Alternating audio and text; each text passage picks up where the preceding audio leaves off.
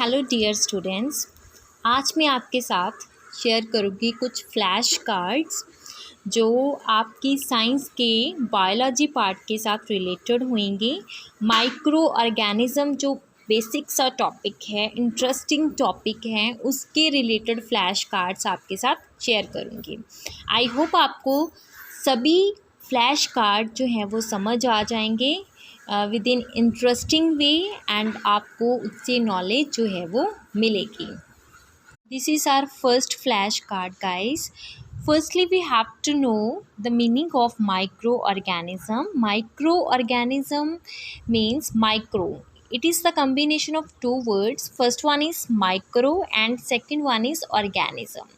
Micro means that are too smaller in size things. Microorganisms are those things that are too much smaller in size and living things. Guys, we can't see microorganism without microscope. That's why it is known as microorganisms. हम microorganisms को without microscope नहीं देख सकते, इसीलिए इनको microorganisms बोला जाता है। So firstly जो था ये साइंटिस्ट का नेम है जिन्होंने microorganisms को firstly डिस्कवर किया था by using their own electron microscope in 1675 year में। सो 1675 ईयर में उन्होंने अपने माइक्रोस्कोप जो उन्होंने बनाई थी इलेक्ट्रॉन माइक्रोस्कोप को यूज़ करके माइक्रो ऑर्गेनिजम्स को डिस्कवर किया था। तो इसके रिलेटेड भी आप फ्लैश कार्ड जो है वो बना सकते हो एंड इस जो है बहुत इम्पॉर्टेंट पॉइंट है, साइंटिस्ट का नेम है, तो आप इससे जो होते हैं गाइस मेनली हम 4 कैटेगरीज जो हैं 8th क्लास के सिलेबस में पढ़ते हैं, जिसमें आ जाते हैं बैक्टीरियाज, फंजाई, एल्गेस एंड प्रोटोजोआस। बाकी सभी तो जो है उनके एक एक नेम ही आते हैं, उनकी डिफरेंट लोकेशंस जो हैं पाई जाती है, लेकिन जो बैक्टीरियाज होते हैं according to their structure, their shape, they are classified into 3 main categorise. First one is जो रोड शेप्ड होते हैं। रोड शेप्ड मीन्स कि जैसे आप देखते हो ना थोड़े ऐसे लंबे वाले साइज में होते हैं, उनको हम बोलते हैं bacillus. Bacillus is their scientific name. Second जो है स्फेरिकल शेप में होते हैं, राउंड शेप में होते हैं, उनको बोला जाता है cocci. Cocci is the scientific name of bacterias that are spherical in shape.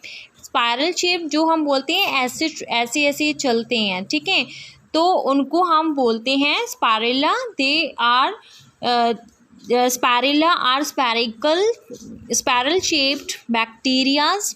According to their shapes they are classified into main 3 these categories. So इससे आप बैक्टीरियाज के साइंटिफिक नेम जो है आप इजीली याद रख सकते हो।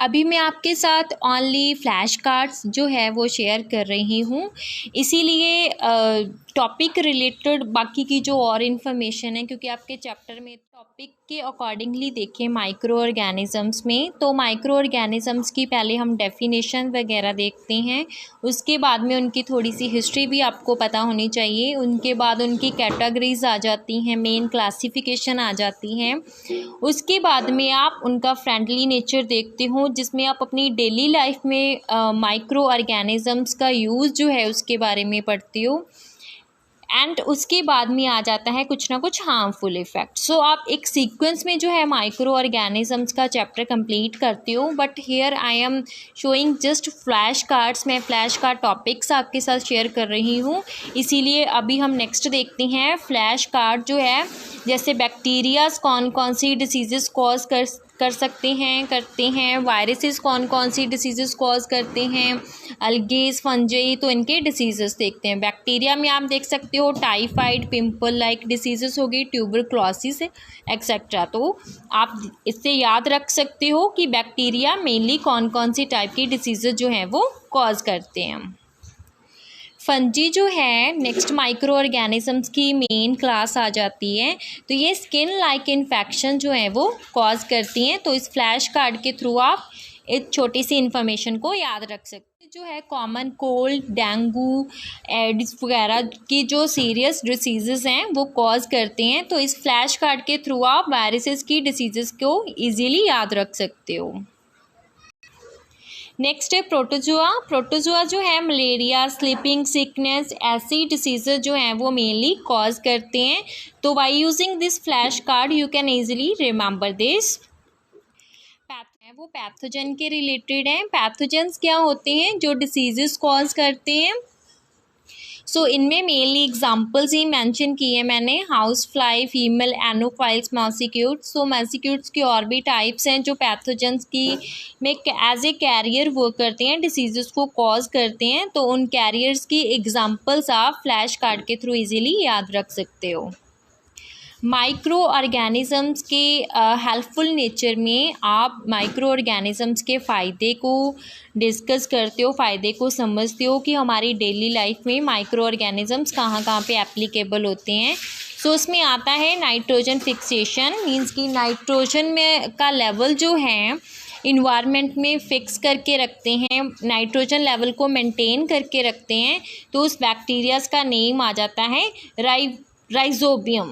Rhizobium is the name of bacteria that help in the environment nitrogen fixation. So by using this flashcard you can easily soil fertility. Soil की fertility को increase करने में भी कुछ बैक्टीरियाज, कुछ ब्लू ग्रीन algae जो हैं वो बहुत ज़्यादा हेल्पफुल होते हैं, जो सॉइल को फर्टिलिटी प्रोवाइड करते हैं, इन्वायरमेंट में डिकम्पोजर की तरह वर्क भी करते हैं। So by using this flash card आप इजीली याद रख सकते हो। आई होप स्टूडेंट्स आपको सारा समझ आ गया होगा। Chemical preservative. केमिकल प्रिजर्वेटिव से पहले आपको पता होना चाहिए कि इनको यूज़ कहाँ पे किया जाता है। गाइस आप देखते हो फूड पॉइजनिंग। फूड पॉइजनिंग क्या होती है कि समटाइम्स फूड पे जो है बैक्टीरियाज ग्रो कर जाते हैं, उनकी ग्रोथ की वजह से वो कुछ ना कुछ टॉक्सिक सब्सटेंस जो है हमारे फूड के ऊपर प्रोड्यूस करते हैं, जो फूड को स्पॉइल कर देते हैं। ठीक है, सो उसी में जो है प्रिजर्वेटिव मेथड्स यूज़ किए जाते हैं, उन फूड्स को स्टोर किया जाता है फॉर लॉन्ग टाइम।